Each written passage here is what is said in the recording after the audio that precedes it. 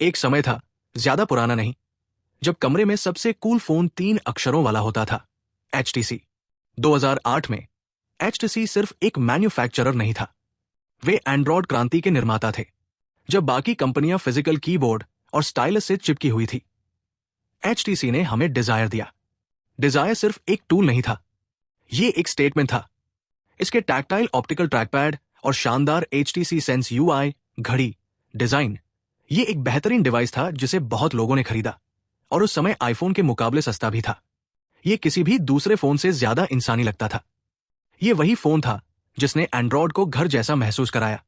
अपने चरम पर HTC के पास ग्लोबल मार्केट का 10% हिस्सा था।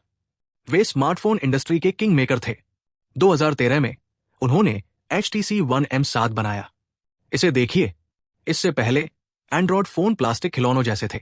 HTC ने हमें एक यूनिबॉडी एल्यूमिनियम मास्टरपीस दिया, डुअल फ्रंट फेसिंग स्पीकर्स जो सच में म्यूजिक जैसे सुनाई देते थे, और एक कैमरा जिसमें कुछ नया था, अल्ट्रा पिक्सल्स। ये सिर्फ HTC डिवाइस में ही मिलता था। यही चीज इसे अलग बनाती थी। जब कोई पूछता था आपके फोन में कितने मेगापिक्सल हैं, तो जवाब होता था इसमें अल्ट्रा पिक्सल्स हैं, यानी इसकी अलग पहचान थी।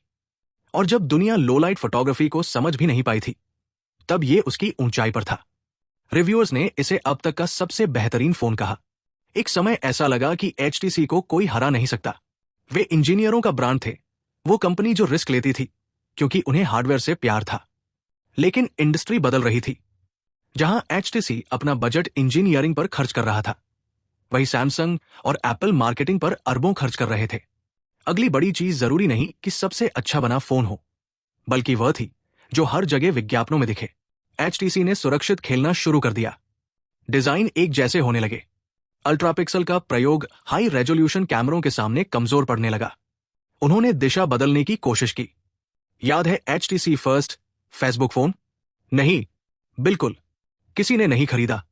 वे सिर्फ बिक्री नहीं खो रहे थे, वे अपनी पहचान खो रहे थे। डिजायर को खास बनाने वाली पहचान धीरे धीरे खत्म हो रही थी, और उसकी जगह साधारण ग्लास फोन और उभरती चीनी कंपनियों की कड़ी प्रतिस्पर्धा ले रही थी। जब HTC U12 प्लस आया, तब तक जादू खत्म हो चुका था। उन्होंने फिजिकल बटन हटाकर हैप्टिक सेंसर लगा दिए जो ठीक से काम नहीं करते थे। हेडफोन जैक हटा दिया जब लोग अभी भी उसे चाहते थे। यह टेक्नोलॉजी से भरा डिवाइस था, लेकिन ऐसा लगता था जैसे ये एक ऐसी दुनिया के लिए बना है जो आगे बढ़ चुकी है।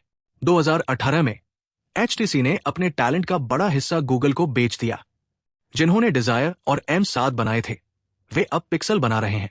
आज HTC अभी भी मौजूद है, लेकिन VR हेडसेट की एक छोटी दुनिया में सिमट गया है, और स्मार्टफोन में उसकी मौजूदगी लगभग खत्म हो चुकी है।